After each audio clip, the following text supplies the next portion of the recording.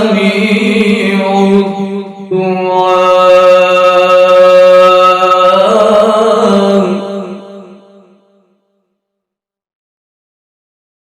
رب اجعلني مقيم الصلاة ومن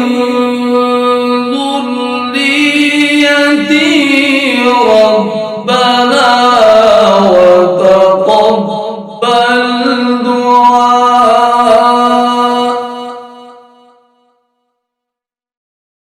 ربنا اغفر لي ولوالدي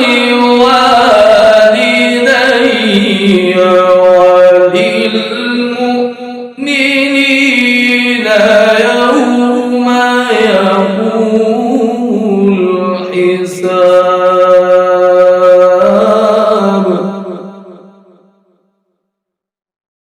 ربنا اغفر لي ولوالدي وللمؤمنين يوم يقوم الحساب.